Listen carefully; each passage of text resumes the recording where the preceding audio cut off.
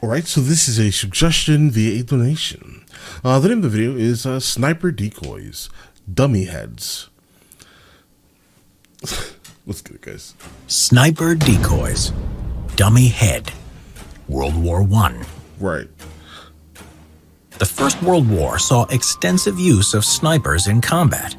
For the first time, rifles with telescopic sights were used on a large scale, which under the conditions of trench warfare were considered very effective.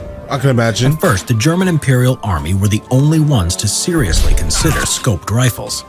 As soon as the British and French were aware of the German successes with scoped rifles, they also introduced them to the battlefield.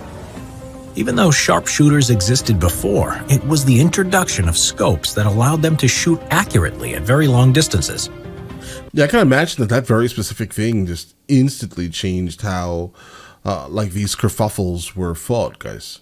Absolutely. With a scoped rifle, a good marksman was able to acquire his target very easily. He could kill an enemy that barely protruded Delete. He could delete an enemy. his head over the trench parapet if he was fast enough. With such horrifying capabilities, snipers became an object of fear for the soldiers in the trenches, especially because they fired from well-concealed positions. Since the art of camouflaging was developing more and more as the war progressed, snipers became that's a terrible ghillie suit, bro. harder to detect. For soldiers whose everyday life was weighted by the threat of snipers, it became a necessity to counter this danger. With the awareness of the sniper threat widespread, soldiers paid a lot of attention not to expose themselves. This forced snipers to act quickly and to use the shortest moment to fire at the enemy.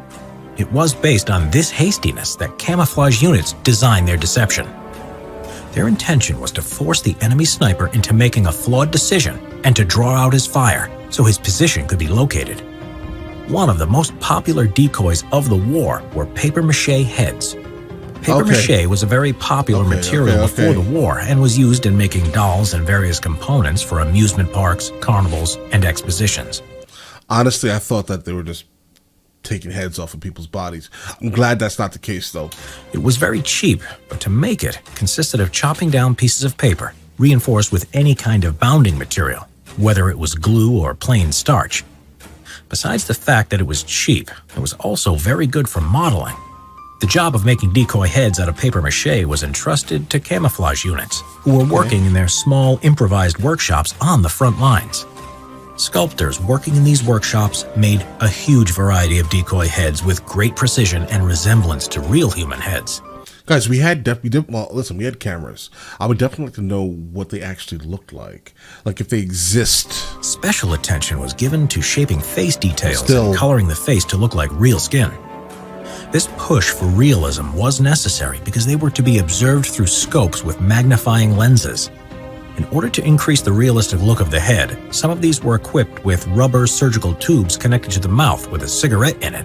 By blowing air through the tube, an impression of a soldier smoking a cigarette was made. This increased the possibility of attracting the attention of the sniper. Papier-mâché heads were usually stuck on a long stick in order to securely lift it over the parapet. If the deception was successful and the dummy head was hit by a sniper, bullet holes were then used to locate the sniper with the help of a triangulation method. Or another method was to slide a periscope into the head and spot the sniper that way.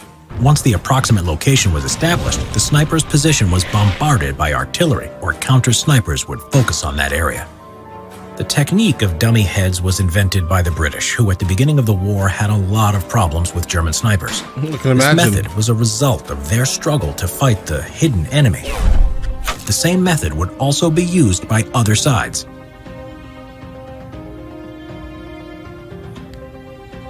Guys, really quickly, I just had to Google this. All right. There is apparently one surviving one, or a couple of them actually. But there's one main one that's shown very often here. Guys, yeah, that probably fooled a lot of people. I'm just gonna be honest. It fooled a lot of people. From a gigantic distance. I mean, obviously, it doesn't have as much luster as the human skin does. Specifically in an environment such as a trench. Only imagine what the sweat and grime that would be on someone's head, on someone's face would be, guys, right? But there definitely are a couple of these that have survived. I'm gonna go ahead and enclose an image, guys, so you guys can actually see it.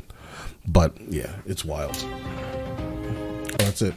But all right, guys, listen, let me know in the comments of the next subject we should be checking out, and I will get into that as soon as I possibly can. All right? And listen, you guys all have an absolutely amazing day and enjoy your day thoroughly.